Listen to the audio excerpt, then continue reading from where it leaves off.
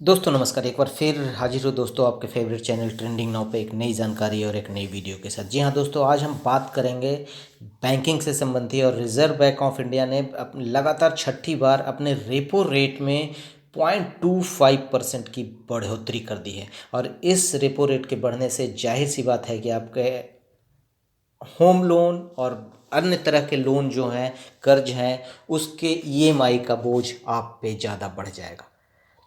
अगर आपने 10 लाख रुपए होम लोन लिए हैं, 20 लाख लिए हैं, 30 लाख लिए हैं, आपने कितने भी लोन लिए हैं, तो इस रेपो रेट के बढ़ने से आपका ईएमआई का बोझ कितना बढ़ेगा उसके बारे में हम विस्तार से आपको इस वीडियो में बताएंगे। लेकिन उसके पहले आपको जानना जरूरी है कि ये रेपो रेट आखिर होता क्या है। 3 टर्म है, repo rate, reverse repo rate and CRR, cash reserve ratio. ये तीनों टर्म का मीनिंग क्या है इसके बारे में भी पहले हम बताएंगे। और उसके बाद हम देखेंगे कि आपके होम लोन पे इसका क्या असर पड़ेगा, ईएमआई में कितनी बढ़ोतरी होगी अगर रेपो रेट 0.25 से बढ़ के 0.25% बढ़ के 6.50% हो गया है, जो पहले 6.25% था। तो चर्चा शुरू करने के पहले अगर अभी तक आपने हमारे इस चैनल को सब्सक्राइब नहीं किया है दोस्तों, तो ज़रूर से सब्सक्राइब कर लें ताकि हमारे वीडियो के अपडेट आप तक पहुंचता रहे दोस्तों। तो दोस्तों, जैसा कि आप जानते हैं रिजर्व बैंक ने अभी रेपो रेट बढ़ाया है। रेपो रेट आखिर है क्या दोस्तों? तो अगर आसान भाषा में हम कहें तो रेपो रेट का मतलब होता है रिजर्व बैंक द्वारा अन्य बैंकों को दिए जाने वाले कर्ज की दर। बैंक इस चार्ज से अपने ग्राहकों को लोन प्रदान करता है। रेपो रेट कम होने का अर्थ है कस्टमर को कम ब्याज दर पर होम लोन और व्हीकल लोन जैसे लोन मिलने लगते हैं। दोस्तों, ये वो जो रेपो रेट है, रिजर्व बैंक अन्य बैंकों को जो कर्ज देती है उस कर्ज का जो दर है, रेट है, अगर बढ़ा देती है। मान लीजिए रिजर्व बैंक किसी एसबीआई को कर्ज दिया और उसका जो रेट है 6.25% पे दे रहा है, अभी उसको 0.25% बढ़ा के 6.50 कर दिया, तो जाहिर सी बात है कि बैंक उस बढ़े हुए रेपो रेट को पूरा करने के लिए आम आदमी से को जो बैंक जो अपने स्तर से ग्राहकों को दे रही है कर्ज, उसका रेट ऑटोमेटिक बढ़ा देगी। क्योंकि अगर बैंक को ही अगर अपना कर्ज ज़्यादा देना पड़ रहा है इंटरेस्ट, तो जाहिर है उसका भरपाई कहाँ से करेगी, तो आम आदमी के जेब से करेगी। तो रेपो रेट रिजर्व बैंक ने जैसे ही रेपो रेट बढ़ाया, बैंक ने आम आदमियों का ईएमआई का बोझ बढ़ा देगी, जाहिर सी बात है। तो रेपो रेट वो रेट होता है जो रिजर्व बैंक द्वारा अन्य बैंकों को दिए जाने वाला कर्ज का दर, इंटरेस्ट रेट है। अभी हम देखते हैं कि रिवर्स रेपो रेट क्या होता है। जैसे इसके नाम से ही जाहिर है कि रेपो रेट से विपरीत होता है। यह वह दर होती है जिस पर बैंकों को उनकी ओर से आरबीआई में जमा धन पर ब्याज मिलता है।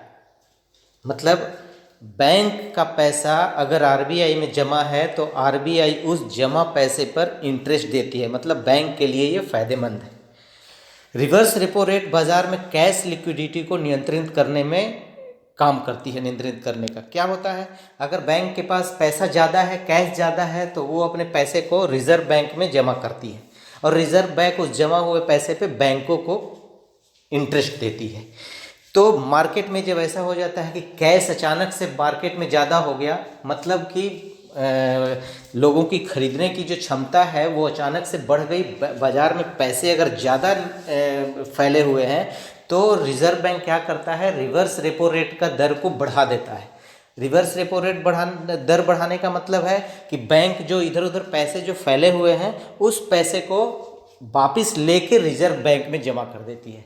जब भी रिजर्व बैंक को लगता है कि मार्केट में ज़्यादा पैसे हैं, ज़्यादा कैश लिक्विडिटी है, तो उसको कम करने के लिए रेपो रेट, ये रिवर्स रेपो रेट को जो है वो बढ़ा देती है, जिस पे बैंक को ज़्यादा इंटरेस्ट रेट देना शुरू कर देती है। तो बैंकों को लगता है कि ज़्यादा इंटरेस्ट रेट हमको मिल रहा है, रिवर्स रेपो रेट बढ़ गया है, तो बाजार से पैसे को वापस लेना शुरू करती है और उस पैसे को रिजर्व बैंक में जमा करना शुरू कर देती है। इससे बैंक को फायदा होता है। अब हम देखते हैं कि सीआरआर क्या है। देश में लागू बैंकिंग नियमों के तहत हर बैंक को अपनी कुल कैश का एक निश्चित हिस्सा रिजर्व बैंक के पास रखना होता है। इसे ही कैश रिजर्व रेशियो कहते हैं। और ये अगर बैंक हर अपनी कुल कैश का कुछ हिस्सा रिजर्व बैंक में, ऐसा नियम है कि रखना पड़ता है, और उस पर है सो एक रेशियो फिक्स किया हुआ है। उस रेशियो के तहत ही हर बैंक अपना पैसा रिजर्व बैंक में सुरक्षित रखती है दोस्तों।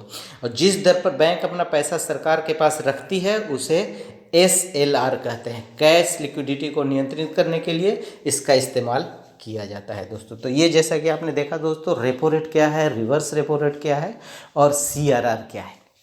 अब हम बात करते हैं दोस्तों कि आपका जो अगर रेपो रेट अगर बढ़ा है तो रेपो रेट बढ़ने से आपका EMI का बोझ कैसे बढ़ेगा।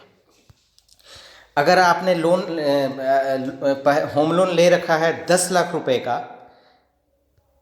तो अगर आपके होम लोन की EMI कैसे महंगी हो जाएगी वो समझते हैं। अगर किसी ने 20 लाख रुपए का होम लोन 8.60% के ब्याज दर के हिसाब से 20 साल के लिए अगर ले रखा है, ऐसे में वह अपने होम लोन के लिए हर महीने 21,854 रुपये की EMI चुका रहा है। अब अगर रेपो रेट में 25 बेसिक पॉइंट की बढ़ोतरी होने के बाद ब्याज दर बढ़कर 8.85% हो जाएगी। ऐसे में उसे 21,854 की जगह अब 22,253 रुपये की EMI चुकानी होगी। इस तरह से देखें तो उसकी EMI करीब 400 रुपये तक महंगी हो जाती है। वहीं अगर किसी ने 8.60% ब्याज दर पर 40 लाख रुपए का होम लोन 20 साल के लिए लिया हुआ है, तो उसे हर महीने 34,967 रुपये की EMI चुकानी होगी। अब रेपो रेट बढ़ने के बाद होम लोन पर उसे 8.85% का ब्याज चुकाना होगा। ऐसे में उसकी EMI बढ़कर 35,604 रुपये हो जाएगी।